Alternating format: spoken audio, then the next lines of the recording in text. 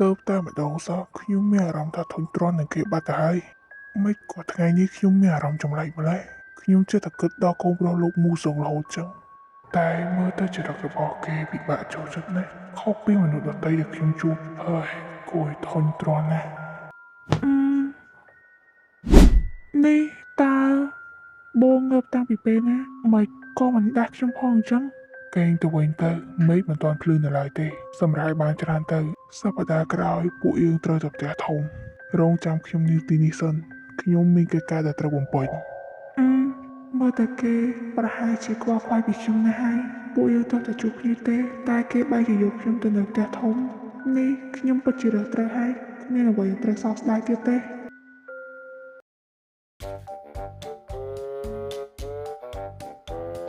ហើយបើគិតទៅខ្ញុំដូចជាឆ្លងមកទីនេះយូរដែរហើយតែខ្ញុំដូចជាបានជួបនឹងមនុស្សម្នាក់នោះដូចជា2 ទៅ 3 ដងហើយខ្ញុំឆ្ងល់និយាយតើគេជាមនុស្សយ៉ាងម៉េចទៅមើលទៅដូចជាអត់កំបាំងខ្លាំងណាស់ខ្ញុំមិនបានអានដល់វគ្គនេះទេខ្ញុំបានត្រឹមតែបើកដល់ចុងសៀវភៅហើយឃើញរូបគេតែប៉ុណ្ណឹងចុះហូឡងគេដូចជាមានទំនាក់ទំនងជាមួយនឹងបុរសម្នាក់នោះអញ្ចឹងខ្ញុំគួរតែសួរគេហូឡងវាតើអូនចង់សួរអ្វីមែនទេត្រូវហើយច្បាស់ជាមានខ្ញុំចង់សួរលោកពាក់ព័ន្ធនឹងរឿងមួយបានទេគេគឺជាមនុស្សបែបហ្នឹងមិនត្រឹមតែប៉ុណ្ណោះទេបើធៀបទៅនឹងរឿងស្នេហារបស់គេវិញគេគឺជាមនុស្សម្នាក់ដែរអូយបងគឺបែបបរិយាយណាគេមានប្រពន្ធច្រើនណាស់ហើយតាមទាំងមានស្រីច្រើនទៀតផងមិនថាមនុស្សណានោះទេឲ្យតែគេពេញចិត្តហើយគឺគេនឹងយកទាំងអស់ទោះបីជាក្នុងកលៈទេសៈបែបណាក៏ដោយអ្វីដែលគេចង់បានហើយគឺត្រូវតែបានហើយចោះមិនបានជាសុកអូនមកចង់ដឹងពីរឿងរបស់គេវិញនេះមិនមែនអូនចាប់អារម្មណ៍គេដែរទេអញចេះស្អីដែរទៅអញមានប្រុសបានគឺអីដែលស៊ីងរបស់យើងមានបានណាហើយគ្មានទេខ្ញុំគ្រាន់តែសួរចាប់តែប៉ុណ្្នឹងឯងបានហើយខ្ញុំទៅក្រៅហើយនេះកុំប្រាប់ថាស៊ីងគេចាប់អារម្មណ៍ជាមួយនឹង The Wall ណាស្អែកនេះបន្ទាប់ពីពិភាក្សាជាមួយនឹងពួកជប៉ុនចប់យើងនឹងត្រូវរើចេញពីក្រុងនេះហើយយើងត្រូវការឯងរៀបចំគម្រោងការចាប់មនុស្សម្នាក់ទៅជាមួយបាទលោកម្ចាស់ប្រាប់មកចុះខ្ញុំនឹងរៀបចំឲ្យបានល្អិតល្អន់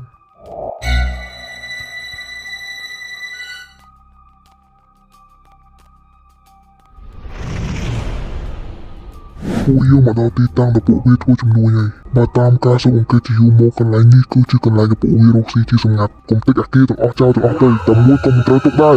ទទួលបាននេះការ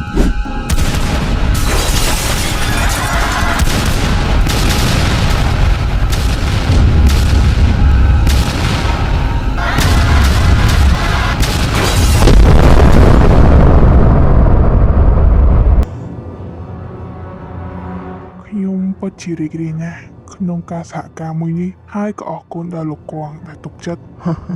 ខ្ញុំទៅវិញទេដែលត្រូវអរគុណនោះព្រោះកម្ររកបានដៃគូសហការដែលល្អដូចជាលោក The Wall ណាបើបានហើយខ្ញុំមានតែរីករាយទទួលដៃដប់បាទអរគុណណាស់បានចិត្តមនុស្សចម្រៃទាំងនោះវាកំពុងតែបំផ្លាញយើងនៅសុកមិនចង់សុកទេមែនទេលោកម្ចាស់ខ្ញុំគិតថាលោកម្ចាស់យករកខ្លួនសិនទៅ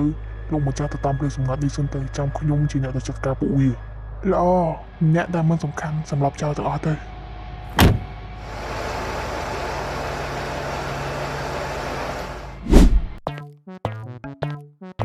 លោកប្រុសហេតុអីបានជាចង់ដើរតាមផ្លូវនេះផ្លូវធំយើងអាចដើរបានតាបើសិនជាលោកម្ចាស់ដឹងច្បាស់ជាត្រូវលំបងខានទេលោកម្ចាស់មិនអនុញ្ញាតឲ្យអ្នកប្រុសដើរតាមផ្លូវនេះទេ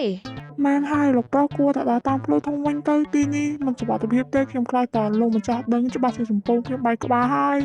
ល្ងងណាស់បើអ្នកទាំងពីរមិនមាត់ទៅតើគេដឹងដល់របៀបណា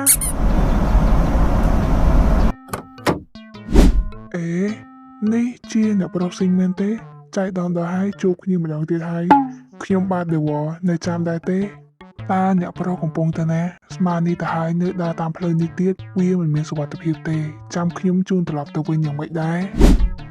គឺលោកទេស្មានតែបកាច់ណាតាមវិញអត់អីខ្ញុំអាចទៅវិញខ្លួនឯងបានព្រោះខ្ញុំជាអ្នកដើរមកអញ្ចឹងហើយខ្ញុំក៏ជាអ្នកទៅវិញនឹងខ្លួនឯងដែរលោកមិនបាច់ជឿឆ្អាលទេអញ្ជើញតទៅមុខទៀតចាស់ណាប៉ុន្តែខ្ញុំក៏ថាអ្នកប្រុសគួរទៅជាមួយខ្ញុំទៅអ្នកប្រុសដើរទីនេះបន្តិចទៀតវាអាចនឹងមានគ្រោះថ្នាក់ សំឡេងនេះខ្ញុំត្រូវទៅហើយលោកបន្តដំណើរទៀតទេ លោកម្ចាស់ពួកយើងមិនអាចយូរទៀតទេពួកវាដូចជាម្ដងនេះហើយ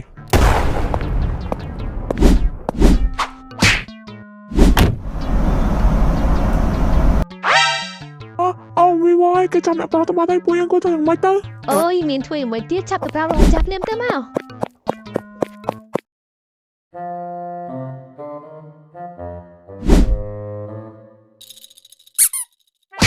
ហើយលោកឯងចេះតែល្មិចហ្នឹងមិនកូនប្រងស្លៀកពាក់ឲ្យត្រឹមត្រូវសុំមកចាំចេញមកក្រៅអត់ទេលោកគាត់ថាខ្ញុំគឺជាដុំថ្មមែនហា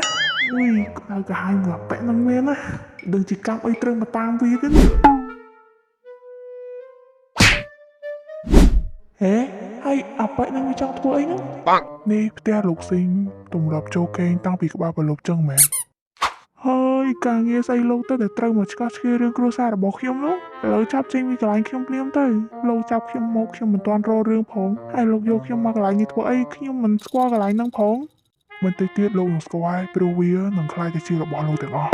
ហើយបងក៏សុំទោសផងដែរដែលចាប់អូនមកទាំងបែបនេះធ្វើឲ្យអូនភ័យមកពីអូននិយាយមកស្ដាប់គ្នាពេកមើលតែអូនដូចជាមិនសូវចូលចិត្តបងចឹងហើយបងពិបាកក្នុងការចូលចិត្តណាស់មានតែប្រើវិធីនេះទេ ស្អីគេលោកឯងក៏ថោកស្បោក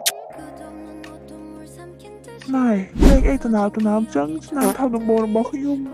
ទៅឲ្យក្រាស់ខ្ញុំណាមិនបានច្រឡំមកថោកខ្ញុំចឹង ស្នាមថាបដំបងឯង